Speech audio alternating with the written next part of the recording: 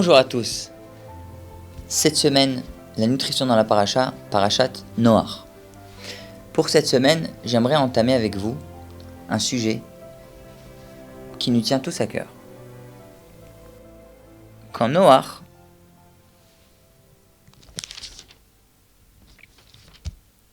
assiste à ce qu'on appelle le Maboul, il crée une teva, etc. Vous connaissez tous l'histoire. Et quand il va sortir de la teva, à Kadosh Baruch Hu,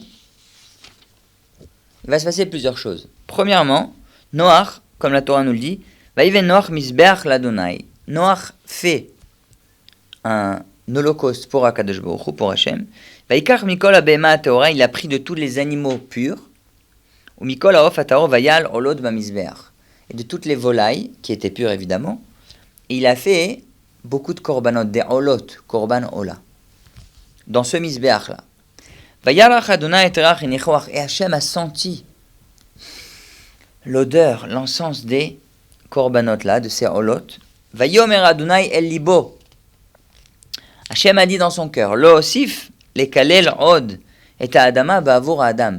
Je ne maudirai plus jamais la terre à cause de l'homme. Qui? Parce que Yetzer lev Adam ra mineorav. Parce que le penchant du cœur de l'homme est mauvais depuis son enfance. Et ra, pas mauvais, on va dire, c'est pas une vraie traduction, et incomplet, on va dire. Retenez, ra c'est incomplet et tov c'est complet. Velo osif od leakot et kol chai kasher asiti. Et je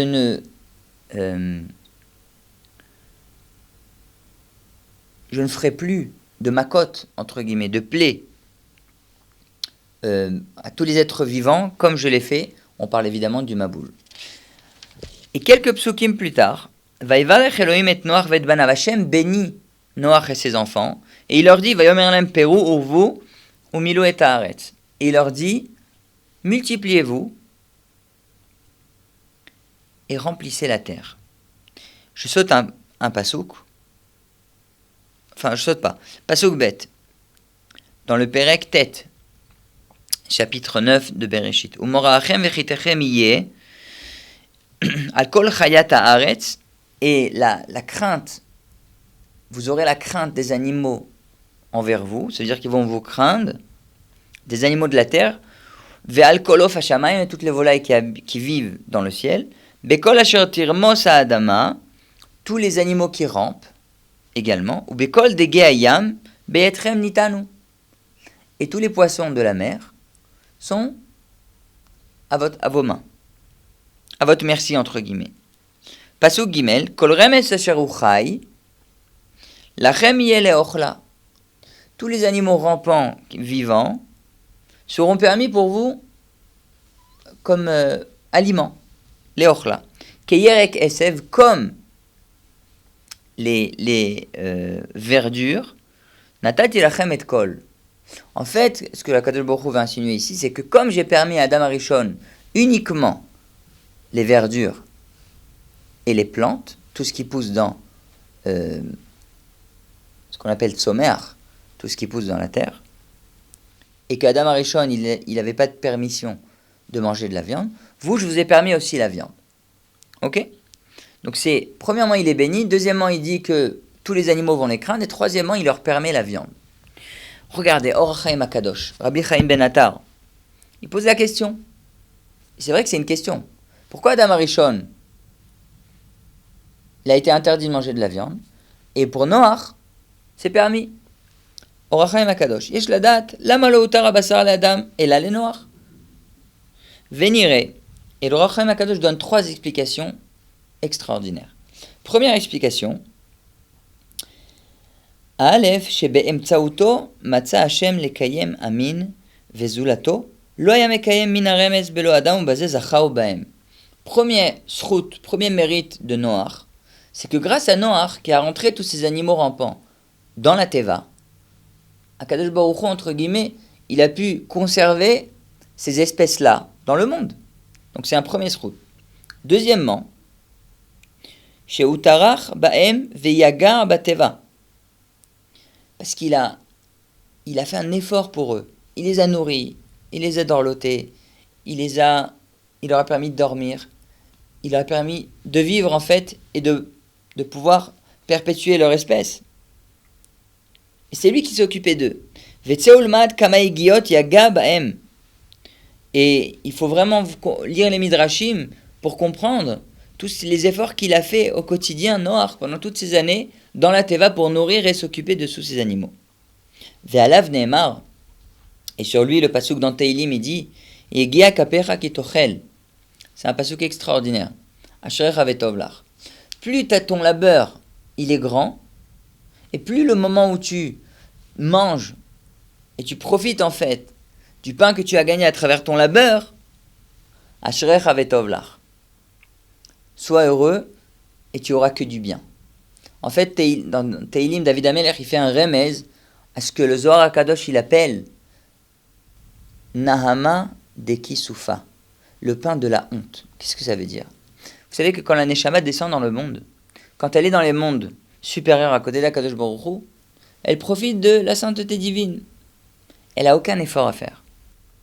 Quand elle descend dans un corps et commence à avoir ce challenge, est-ce que je vais être plus matériel, plus spirituel? Est-ce que je vais pouvoir compiler les deux en même temps? Est-ce que on peut être un Eved Hashem et en même temps avoir un niveau de matériel correct? Ou est-ce que c'est contradictoire? Il y a toujours cette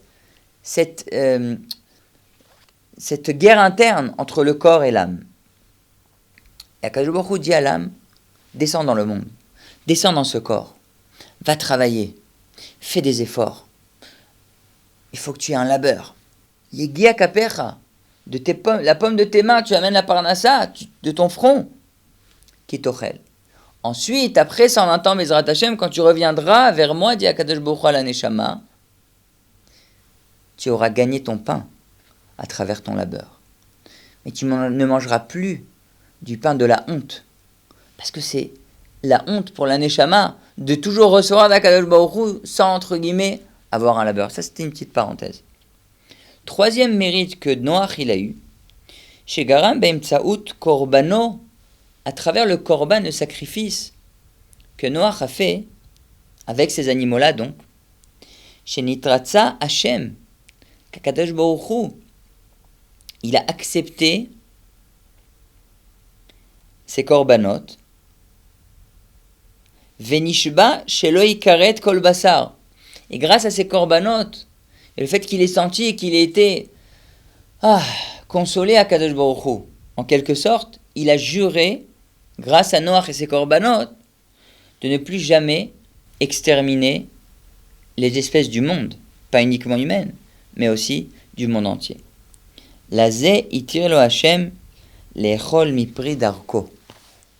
Et c'est pour cela que Akadosh Baruch Hu a permis à Noach de manger du fruit de son labeur. Contrairement à Adam Arishon, qui n'a pas eu besoin de travailler, on va dire, ou de s'occuper des animaux pour pouvoir perpétuer leur espèce. Mais ce que je veux qu'on comprenne, il y a des gens qui me posent la question, est-ce que la viande c'est bon pour la santé? Est-ce que c'est permis de manger de la viande? Est-ce qu'il n'y a pas de cholestérol? Est-ce qu'il n'y a pas trop de graisse? Etc., etc. Alors je vous dis, aujourd'hui dans le monde, ce qu'on appelle le monde scientifique, la nutrition qui est la plus recherchée, c'est ce qu'on appelle la nutrition méditerranéenne. Dans cette nutrition méditerranéenne, j'en parle pas mal dans les vidéos, on parle de 75% nutrition végétale et 25% de nutrition animale. Ça veut dire quoi? Il faut savoir aussi quelle nutrition animale. 75% de végétal, ça veut dire des fruits, des légumes, des légumineuses, des céréales complètes. À gogo, ne vous limitez pas en fruits et légumes. C'est bon pour la santé. Alvaï que tout le monde mange beaucoup de fruits et légumes. Alvaï, Bezrat Hashem. Et 25% de nutrition animale, ça veut dire blanc de poulet. Évidemment, on ne parle pas de viande grasse, on ne parle pas du mouton, on ne parle pas de graisse saturée, etc., etc. On parle de viande. Du blanc de poulet, du blanc de dinde, des escalopes, etc. Évidemment pas frites. Vaut mieux au four ou cuites. Et ce qui est important, c'est qu'on parle de plus manger de poisson et d'œufs que de manger de viande rouge. Oui, une viande rouge une fois par semaine, il n'y a aucun problème.